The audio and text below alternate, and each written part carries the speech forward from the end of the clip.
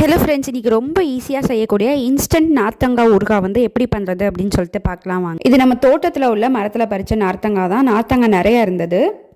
அதில் மிச்சதெல்லாம் உப்பில் ஊற போட்டுட்டு ஊறுகாய் பண்ணுறதுக்கு ஒரு 10 days ஊற போட்டு வச்சுருக்கோம். இப்போ வந்து இன்ஸ்டண்ட்டாக எப்படி பண்ணுறது அப்படின்னு சொல்லிட்டு பார்க்கலாம் வாங்க. ஒரு இட்லி கொப்பரையில் ஒரு நார்த்தங்காவை அப்படியே வந்துட்டு வேக வச்சு எடுத்துக்கோங்க. வேக வச்சு எடுத்ததுக்கப்புறமா வந்துட்டு இந்த மாதிரி குட்டி குட்டியாக கட் பண்ணி எடுத்துக்கோங்க. இப்போ ஒரு கடாயை வச்சு கடாய் ஹீட் ஆனதும் அதில் 1 டேபிள் ஸ்பூன் வெந்தயம், 1 டேபிள் ஸ்பூன் கடுகு, அது ரெண்டையும் நல்லா ட்ரை ரோஸ்ட் பண்ணி எடுத்துக்கோங்க. அதே பேனில் 3 டேபிள் ஸ்பூன் நல்லெண்ணெய் ஊற்றி 2 டேபிள் ஸ்பூன் கடுகு, அப்புறமா கொஞ்சோண்டு பெருங்காயம், இது எல்லாத்தையும் ஆட் பண்ணி நம்ம கட் பண்ணி வச்சிருக்க நார்த்தங்காய், தேவையான உப்பு, 1 டேபிள் ஸ்பூன் மிளகாய் பொடி, இது எல்லாத்தையும் போட்டு நல்லா கலந்து விடுங்க. கடைசியாக வந்துட்டு வெந்தயம், கடுகு இது ரெண்டையும் ட்ரை ரோஸ்ட் பண்ணி வச்சிருந்தோம்ல, அதை வந்துட்டு நல்லா பொடி பண்ணி இது கூட சேர்த்துக்கோங்க. சேர்த்துட்டு ஒரு 10 minutes வந்துட்டு நல்லா வேக வைங்க. இன்ஸ்டண்ட்டாக பண்ணுறதுனால ஒரு 10 minutes வேக வைக்கணும். நல்லா வெந்ததுக்கப்புறம் இதை ஆற வச்சுட்டு ஒரு கிளாஸ் ஜாரில் ஸ்டோர் பண்ணி வச்சுக்கோங்க. ட்ரை பண்ணி பாருங்கள், சூப்பராக இருக்கும். உப்புல ஊற வச்சிருக்கிறதையும் நான் ஊறுகாய் பண்ணி காமிக்கிறேன்.